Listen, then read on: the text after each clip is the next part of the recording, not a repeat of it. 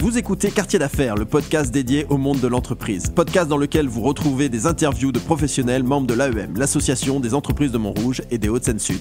L'AEM, lieu privilégié du networking des hommes et des femmes d'entreprise, dirigeants et entrepreneurs souhaitant se retrouver pour échanger sur des sujets en lien avec leur activité. Conférences, optimisation des liens économiques et recommandations d'affaires dans un environnement empreint de convivialité, voilà la recette de l'AEM. Ce podcast a pour objectif de présenter la centaine d'entreprises que compose ce club. Nous parlons de leur histoire, leur activité, leur business, leur actualité et leurs projections, en gardant un axe fondamental, l'humain. Car comme l'a si bien dit Antoine de Saint-Exupéry, la grandeur d'un métier est avant tout d'unir les hommes. Il n'est qu'un luxe véritable et c'est celui des relations humaines. Et pour ce nouvel épisode de Quartier d'affaires, j'ai le plaisir d'être avec Jean-Luc Bonsen, le patron fondateur de 40 degrés sur la banquise. Bonjour Jean-Luc. Bonjour Geoffroy. Jean-Luc, est-ce que tu peux nous parler de cette belle agence de communication que tu as fondée il y a quelque temps déjà, 40 degrés sur la banquise? Avec plaisir. Donc 40 degrés sur la banquise, c'est une agence de communication omnicanal et on s'est spécialisé dans les réseaux de franchise il y a une vingtaine d'années. Donc nous accompagnons les enseignes dans la définition, la création, l'organisation et le rayonnement des actions de communication et dans leur développement. Notre approche finalement se concrétise avec 3 missions: la communication omnicanale, le recrutement des candidats à la franchise, et puis l'animation de réseau avec un tout nouvel outil qui utilise l'intelligence artificielle. Hyper d'actualité. Quand tu dis omnicanal, donc on définit quoi pour les Béotiens? Ça va être des relations presse, ça va être la communication web, ça va être c'est quoi? C'est ça, tous les supports de communication à disposition d'une entreprise. Donc tu l'as dit, c'est les sites web, un extranet, les réseaux sociaux, tout ce qu'on appelle le brand content, les relations avec la presse, en effet, et ça va être aussi la vidéo, voilà. Enfin, tout ce qui est à disposition d'une entreprise pour pouvoir communiquer et faire rayonner son message. En quelle année tu as créé 40 degrés? C'était 1989, il y a 35 ans. 1989, t'es l'une des dernières agences indépendantes de communication, c'est génial. Alors on est resté en effet indépendant, on a peut-être... j'aurais fait ce choix de l'autonomie et ça me permet beaucoup de liberté en effet dans la façon d'orienter, de développer la boîte. Et les dernières orientations qu'on a créées il y a un an en sont la preuve. Donc notamment l'acquisition de candidats pour la franchise. Donc grâce à un nouveau partenaire qui nous donne des datas. Et donc on a une approche complètement disruptive dans la façon de chercher des candidats à la franchise.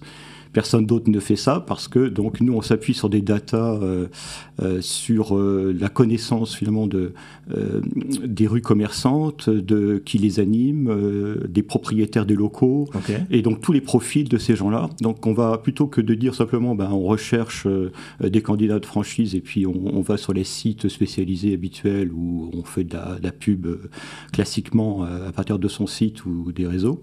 On va aller nous être proactifs et on va aller définir à partir des profils qui nous sont définis, qui nous sont demandés, les exigences des réseaux. On va aller chercher ces gens-là et on va les proposer, on va les soumettre à la tête de réseau. C'est de la big data en fait. Oui. Donc là, c'est grâce à notre partenaire qui a en effet beaucoup de data. Qu'est-ce qui fait qu'à un moment donné, tu te spécialises il y a une vingtaine d'années dans la franchise? Comme souvent, ce sont des hasards. En fait, on a rencontré une personne qui crée son réseau. Alors, c'est quelqu'un que je connaissais, qui est en rapport avec ma comptabilité. Donc, lui, changeait un peu de métier. Et donc, il se lance avec son dirigeant dans le développement d'un réseau de franchise. Donc domaine du cadeau, c'était on va dire des petites babioles, tout ce quand on cherche des idées cadeaux, on va aller dans ces boutiques et ces magasins s'appelaient Chose, ce qui était quand même pas une belle chose. Donc on a créé le nom. Voilà, ça s'appelait Cadoons. On a créé l'identité visuelle, toute la définition de l'organisation du magasin, bien sûr, c'est les plaquettes, tout le discours de la marque pour pouvoir, de la marque et de l'entreprise pour pouvoir recruter des candidats. Et ça a bien marché. Ah oui, c'était une belle histoire. Oui, ils sont montés à il y avait une quarantaine de magasins. D'accord. Et c'était le point de départ de cette... D'une expertise. Et en plus, pour développer, on a été sur le Salon Franchise Expo Paris. Et là, on a rencontré le directeur du salon, qui a été totalement séduit par la qualité de notre travail. Génial. Et l'année suivante, il nous confiait les relations presse du salon de la franchise. Ah, excellent.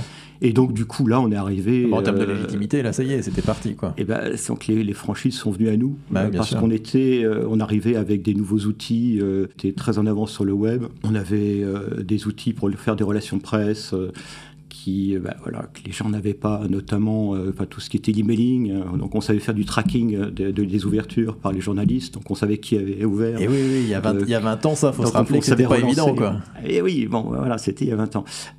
Et donc on savait qui relancer, on pouvait relancer les journalistes individuellement.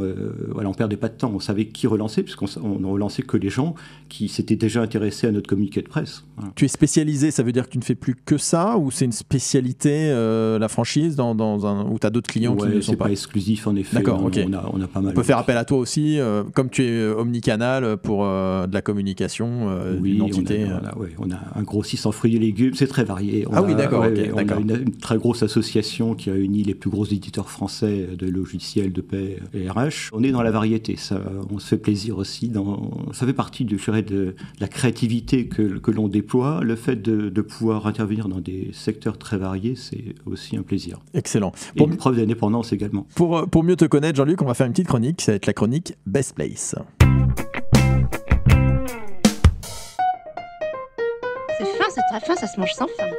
Jean-Luc, tes meilleurs endroits, que ça soit dans ta ville ou plus largement Un bon restaurant, c'est vraiment la priorité c'est essentiel. des recommandations. Voilà, donc moi j'aime bien aller à Mendigoria, à Montrouge, voilà, qui est avenue Originou. Restaurant basque. Voilà, qui est tenu par Manu, voilà, que je recommande. Eh bien, que l'on salue, Manu. Voilà. Et sinon, après, l'autre dimension, moi, c'est une dimension culturelle. Alors, disons, par exemple, l'orangerie, voilà, aux Tuileries, aller à l'orangerie pour se baigner dans la beauté des nymphéas, voilà. Et il faut y aller à une heure... je dirais tôt le matin, par exemple, très tôt le matin ou tard le soir, pour essayer d'y être où il y a le moins de monde possible dans les deux et en salles. profiter le mieux possible. Et parce que ce qui est intéressant dans ton parcours, moi je te connais quand même un petit peu, Jean-Luc, c'est que tu es un artiste. Culturellement, c'est quelque chose qui est chez toi en tant que communicant. C'est quelque chose qui a une place. C'est-à-dire que tu peins, ça fait partie de ton environnement, de ton univers. Tout à fait, Geoffroy. Bon, c'est ma formation première. Je suis graphiste designer. Voilà. J'ai fait Pellingen, les SAG. Ouais. Et puis j'ai toujours peint. Ouais. Donc moi je me suis mis à l'huile à l'âge de 13 ans. Donc ça fait pas mal d'années en effet que je peins. Et ça reste une passion profonde, profondément ancrée. J'aimerais avoir plus de temps pour peindre. Maintenant, il faut faire des choix. Donc pour l'instant, ça reste une activité que je fais en plus, voilà, du reste. Jean-Luc, on est à la radio, donc on ne te voit pas, mais ceux qui te connaissent le savent. Tu es jeune. Comment Alors jeune d'esprit, voilà. Explique. Bah non, mais tu es jeune, Jean-Luc. Parmi, comment les anciens de l'AEM.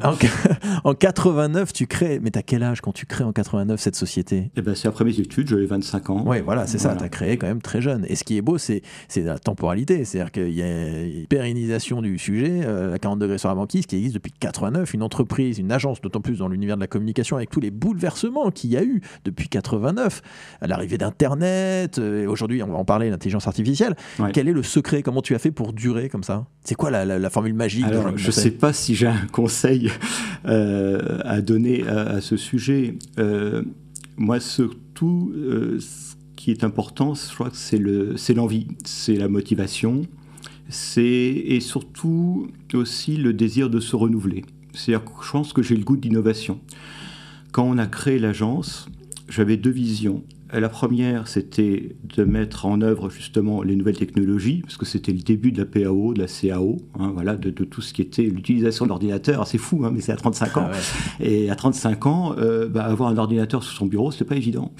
Et moi, dans mes études, et puis mon année de service militaire, où j'ai fait le CIRPA, la division communication de l'armée, eh bien, ils étaient déjà équipés. Il y avait des ordinateurs, donc des Mac, avec déjà des logiciels de mise en page. Donc j'en ai profité pour apprendre ça. Et puis je faisais déjà un peu de freelance. dès que j'avais un petit moment en plus. Voilà. Ce qui fait que je connaissais des outils dans ce qu'on appelle la CAO, quoi, des outils de dessin comme Illustrator, Photoshop. Voilà.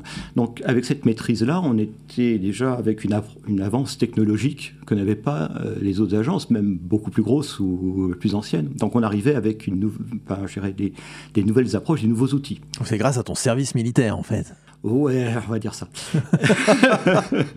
Écoute, il y a toujours des bons côtés aux choses. L'autre vision, c'était la complémentarité de tout ce qui était justement création publicitaire classique et les relations presse. Ce qu'on ne voyait pas, on voyait ça plutôt dans les mondes anglo-saxons. Mais en France, ça ne se mélangeait pas. D'abord, c'était peu utilisé, les relations presse. Et puis, on ne mélangeait pas une boîte de com, de pub même, on disait à l'époque, et des relations presse, ça ne se mettait pas ensemble. Or, c'est une complémentarité de services et de connaissances. C'est-à-dire qu'on va apporter la plume, le côté rédactionnel à la com, et réciproquement, on va enrichir la qualité des contenus de l'agence de presse avec la création graphique, la qualité des photos. Donc une curiosité constante dans les évolutions et s'intéresser vraiment... Voilà, et puis donc arrive... voyons, c'était en 97. Là, je m'intéresse à l'Internet. Internet, ce qui nous a permis en 98 de faire le premier site de la ville de Montrouge. 98 Ouais, en 98. On est vraiment au tout début de... Ouais. On a créé en fait des sites Internet marchands qui étaient reliés à des logiciels comptables. On était très innovants en 98, là, donc on avait ce système-là qui était presque... Enfin, on n'était pas nombreux en France à savoir faire ça, quoi. Ce qui explique aujourd'hui de cette curiosité et d'être toujours au goût du jour, quelque part, que tu as intégré dans tes services l'intelligence artificielle. Absolument. Comment, alors, justement, ça se traduit comment ? Après, c'était l'emailing, donc c'est notre propre serveur, donc on avait mis tout en place un système comme Sarbacane maintenant, quoi. Mais en fait, on faisait du Sarbacane. On avait travaillé aussi sur des systèmes de fichiers pour les relations presse avec un développeur. On avait un système de fichiers qui était complètement professionnel, qu'on aurait pu aussi commercialiser à part entière. Et puis donc là, je me suis intéressé à l'IA, donc maintenant il y a 1 an et demi, au tout début, 2 ans, assez tôt. Et ça fait 1 an qu'on fait de la R&D, où on a donc développé un outil conversationnel pour pouvoir apporter aux franchisés une réponse en permanence à toutes leurs questions. On a parlé de franchise tout à l'heure. Donc hyper cohérent avec le réseau de franchise. Là, on peut peut-être rappeler un peu donc, les rapports de la franchise. C'est un système de commerce, donc avec une tête de réseau et des magasins qui sont financièrement et juridiquement indépendants. L'engagement de la tête de réseau, du franchiseur, c'est d'apporter son savoir-faire et la duplication de la réussite aux franchisés. Pour ça, donc, il y a un manuel opératoire, il y a un guide du savoir-faire, en quelque sorte, il y a plein de contenus. Voilà. Et ces contenus, on va en nourrir notre outil pour que l'IA puisse donner la bonne réponse, mais ne va pas aller s'aventurer à aller chercher des réponses ailleurs que dans ce qui est vraiment le contenu et la définition du savoir-faire du franchiseur. Voilà. Donc on peut lui donner aussi un organigramme, un catalogue complet, tous les tarifs, les outils de com, bien évidemment. Voilà. Au service du franchisé. Au franchisé. Le franchisé va interroger l'outil et notre outil va répondre très précisément à la question et peut même mettre en lien les documents référents, aller vers des solutions de formation, par exemple d'apprentissage complémentaire ou des actions d'incentive au sein du réseau pour pouvoir répondre au mieux, justement, et que les questions qui sont posées puissent apporter aussi une réponse en permanence, quoi. Voilà, que ce ne soit pas répétitif. Jean-Luc, 40 degrés sur la banquise, 89, c'est quoi ? C'est ton symbole, c'est l'ours blanc, l'ours polaire. Tu es en avance sur ton temps, sur la conscience de l'écologie, c'est quoi ? Il faut quand même rappeler qu'Haroun Tazieff, en 79, il a quand même pris la parole pour dire, attention, plus 2-3 degrés de chaleur globale de la planète, c'est égal fonte des glaces, et donc catastrophe totale. On est en 79. Voilà.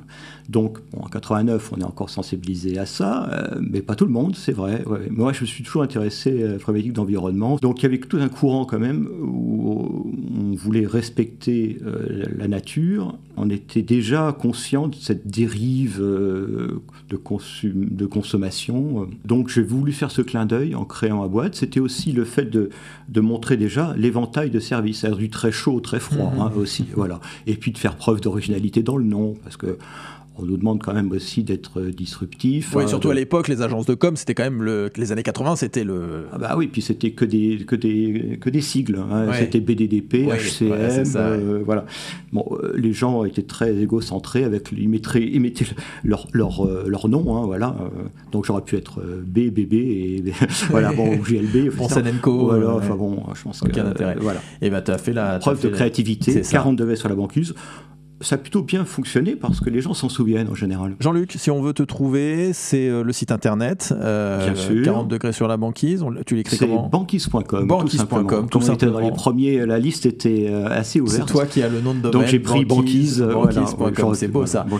Les réseaux sociaux ?